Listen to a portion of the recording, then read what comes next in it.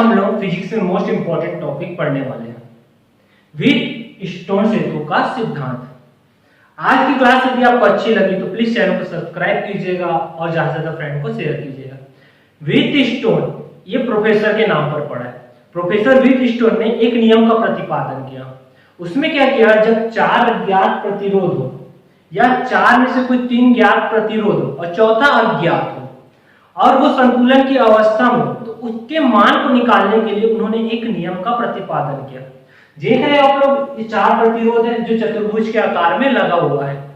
तब उन्होंने नियम का प्रतिपादन किया और वह नियम दिया P/Q R/S, जिसकी व्युत्पत्ति हम लोग अभी करेंगे कि P/Q R/S कैसे आया उस डेरिवेशन पे, कि 4 प्रतिरोध उसने लिया, संतुलन की अवस्था में रखा और हल किया, तो कैसे आया।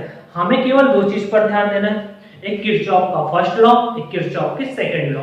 थ्योरी आप लोग लिख लेंगे बुक से पढ़ के व्हीटस्टोन के सिद्धांत का, क्योंकि उसमें ज्यादा कुछ थ्योरी दिया नहीं है, डायग्राम से ही लिखा है कि 4 प्रतिरोध को हम संतुलन अवस्था में रख दे चतुर्भुज की आकृति में, उनके एक सिरे पर बैटरी का प्लस सिरा और दूसरे सिरे पर कुंजी की सहायता से माइनस सिरा जोड़ दिया जाता है, तथा 2 प्रतिरोधों के मध्य एक गैलेनोमीटर G लगा दिए जाते हैं जो कि धारा को मापे।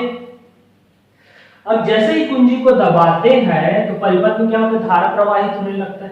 अब बैटरी से यहां से धारा निकला, मान लो ये I धारा निकला, अब इस पॉइंट पर पहुंचा तो 2 भाग में बढ़ गया, ये हो गया I1, ये हो गया I2, ठीक है। फिर ये I1 धारा यहां पास पहुंचा, एक गैलेनोमीटर में जा रहा है तो इसे हम मान लेते हैं IG और इसे मान लेते हैं I3। अब ये आगे गया धारा और ये यहां पास पहुंचा तो ये हो गया I4, यहां से बढ़ गया तो I4, और इस तरफ तो ये धारा आ रही है, ये दोनों एक दूसरे को क्या कर देंगे, अपोजिट है। IG इस तरफ भी आ रहा है, नीचे से ऊपर की तरफ भी IG जा रही है, दोनों क्या करके एक दूसरे को नष्ट कर देंगे, यानी संतुलन अवस्था में दोनों का मान क्या होगा, बराबर होगा। ये डायग्राम होगा और थ्योरी आप लोग लिख लेंगे। अब स्टार्टिंग कहां से करना है, तो हम किरचॉफ के फर्स्ट लॉ किसके लिए, करंट के लिए। हम 2 बिंदु को पकड़ेंगे जिस पर पूरे करंट डिवाइड हो रहे, एक बिंदु B और एक बिंदु D। तो चलिए आते हैं बिंदु B पर। बिंदु B पर किरचॉफ का प्रथम नियम,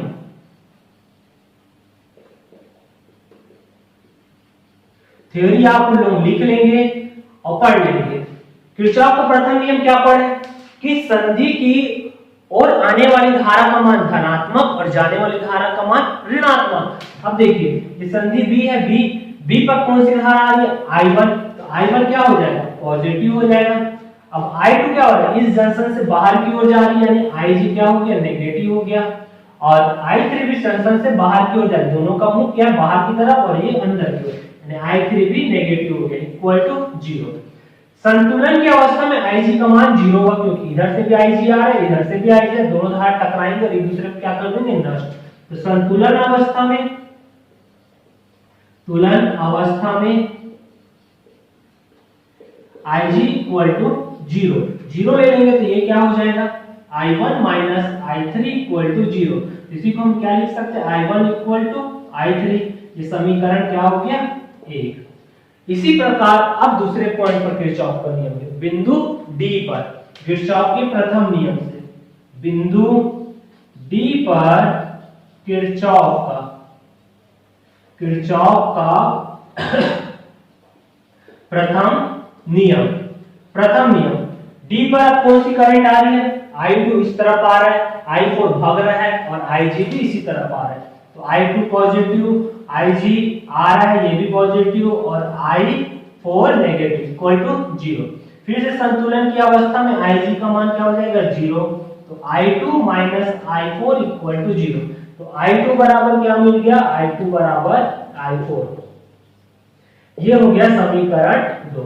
यहां तक आप लोग देख लीजिए, कोई डाउट हो तो बताइए, नहीं हुआ तो मैं इसे रफ करूंगा क्योंकि इसके आगे मुझे हल करना है, जगह नहीं है, ठीक है।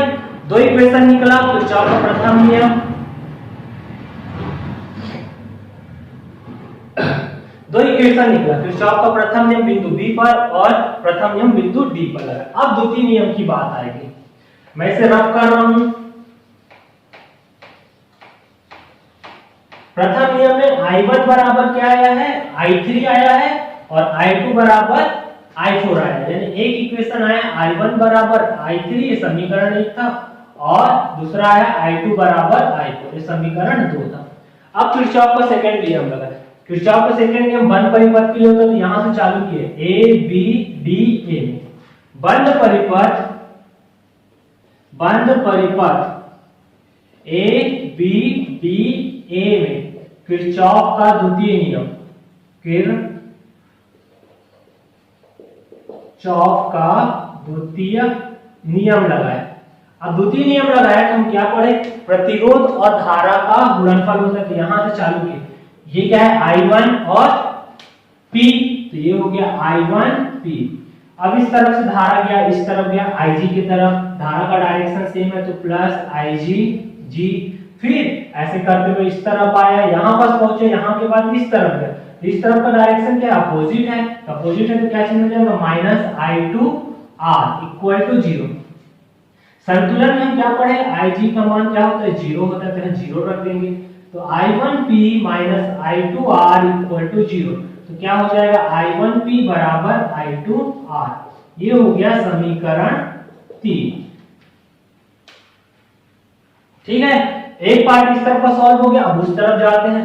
उस तरफ कहां से लेते हैं, B C D B में, किस पर, बंद परिपथ B C D B में, किसे, किरचॉफ का द्वितीय नियम से, किरचॉफ का द्वितीय नियम।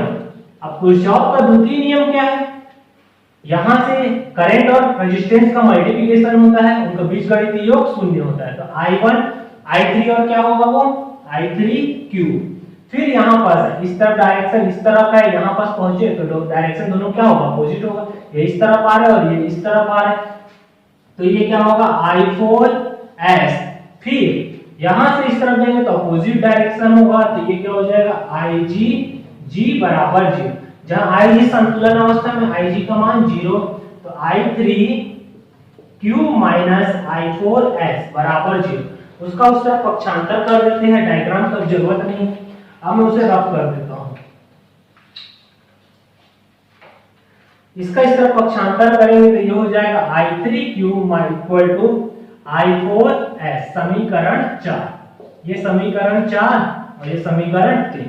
हमको सिद्ध क्या करना है, व्हीटस्टोन सेतु में P बटे Q बराबर R बटे S, बटे में लाने भाग दे देते, समीकरण 3 में 4 का भाग दे देते हैं, समीकरण 3 में 4 का भाग देने पर, भाग देंगे तो क्या होगा I1P बटे I3Q बराबर I2R बटे I4S। अब देखो I1 के बराबर क्या है I3, समीकरण 1 व 2 से, समीकरण 1 व 2 से I1 बराबर क्या है I3, तो I1 की जगह हम I3 रख देंगे, और दूसरा I2 बराबर क्या है I4, इसके जगह I1 की जगह रख दिए I3P, और इसके जगह हो गया I3Q बराबर, इसके जगह क्या होगा I2 के जगह I4R और I4S, ये कट गया, ये कट गया, बच क्या गया P बटे Q R बटे S। यही व्हीटस्टोन सेतु का सिद्धांत है। ठीक है, केवल 2 ही पॉइंट पर डेरिवेशन है, एक किरचॉफ का फर्स्ट लॉ और एक किरचॉफ का सेकंड लॉ। ये डेरिवेशन आप लोग देख लीजिए, इंपॉर्टेंट डेरिवेशन है। थ्योरी आप लोग पढ़ेंगे, थ्योरी में ज्यादा कुछ है नहीं, 4 रेजिस्टेंस है यानी 4 प्रतिरोध को क्या किया है, एक चतुर्भुज के आकार में संलग्नित कर दिया गया। जब उसमें बैटरी से धारा प्रवाहित की जाती है तो कहां-कहां कौन-कौन से जाता है उसके बारे में बताया गया है, तो इतना आप लोग पढ़ लेंगे। और ये हमारा डेरिवेशन है, यानी पढ़ क्या लेंगे, मैंने समझा दिया, आप उसे लिख लेंगे अपने नोट्स कॉपी में, क्योंकि जब तक आप उसका थ्योरी नहीं लिखेंगे नोट्स किस में बनाएंगे, और उसको पेपर में कैसे एक्सप्लेन करेंगे।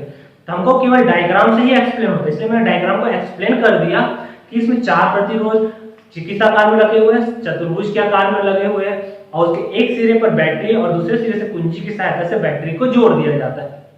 जब कुंजी को दबाते हैं तो परिपथ में धारा का प्रवाह होने लगता है और परिपथ संतुलन अवस्था में आ जाता है। तो उसमें से यदि हमको 3 प्रतिरोध का मान पता है और चौथे का अज्ञात है तो हम उसका मान ज्ञात कर सकते हैं, किसकी सहायता से, व्हीटस्टोन सेतु की सिद्धांत की सहायता से। तो चलिए आज का क्लास कैसा लगा, यदि अच्छा लगा होगा तो प्लीज चैनल को सब्सक्राइब कीजिएगा और ज्यादा फ्रेंड को शेयर कीजिएगा और क्लासेस अच्छी लगी हो तो उसे लाइक भी कीजिएगा। तो मिलते हैं नेक्स्ट क्लास में। Okay, thank you, bye.